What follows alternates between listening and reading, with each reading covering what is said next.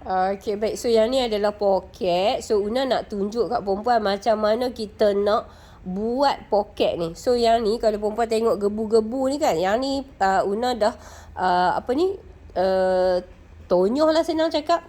Tonyoh sabun sabun ni adalah sabun mandi. Sabun mandi. Apa brand pun tak apa.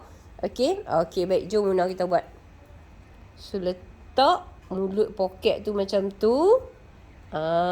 So, kita akan gosok dia.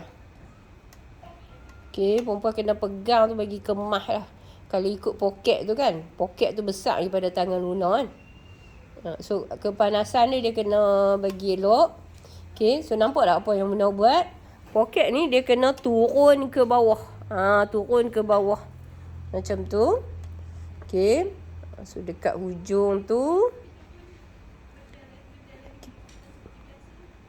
Dia kena tarik betul-betul bagi dia cekang. Bagi dia cekang. Sebab apa kena bagi dia cekang?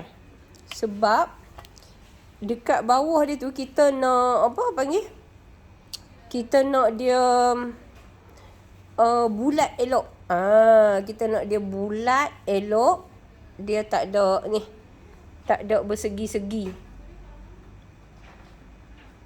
Okey, nampak tak? Tangan dia duk rumit, tarik kain tu. Masa tu lah kita perlukan komitmen sikit lah, jari jemari tu. Okey, masa ni kita kena tarik bagi cekang. Sebab tu, perempuan kena kalau kat live ni tak nampak tak apa. Sebab sekejap Abi akan letakkan ni. Sebab perempuan kena, tenaga perempuan tu kena banyak sikit. Macam tu. Lepas tu dia kena bersabak banyak sikit lah. Dia kena sabak banyak sikit. Okey. So macam tu.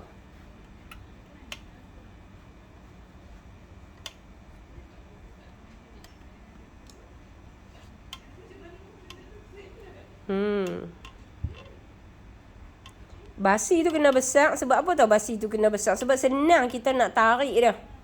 Sebab masa ni, proses ni dia panas tau. Dia panas. Setrika tu dia panas. So, jadi kita kalau sikit-sikit tu dia payah nak tarik. Okey.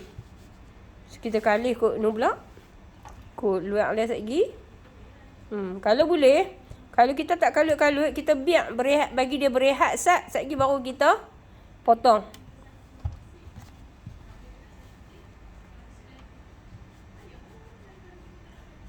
Okey.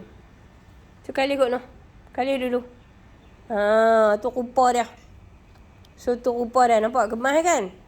Nampak kemas kan? Okey, baik. So, nanti bila dia dah okey, so kita akan gunting. Sat, jangan buat keluar lagi Una. Una gunting dulu. Una gunting dulu basi dia setengah inci sahaja. Setengah inci saja. Dia tak boleh besar sebab lagi dia berkimpun dalam poket tu.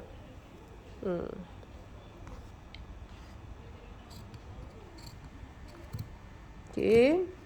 Setengah inci saja. Suku pun tak boleh. Sekejap lagi payah pula nak jahit. Setengah tu okey lah. Lindung pula tangan Una. Okey. Okey. Okey, lepas tu perlahan-lahan kita bawa keluar kertas tu. Kita kalih dia pergi kot belakang. Kot belakang pula, kot depan lah. Okey. Lepas tu kita gosok lagi sekali. Lepas tu kita ketonyoh papan lagi sekali. Sebab apa? Kita nak bagi dia mati dengan tenang. Lagu tu. Itulah cerita dia, perempuan. Buat baju Melayu mahal. Sudah tahu kan? Itulah. Sebab tu kita kena belajar sendiri.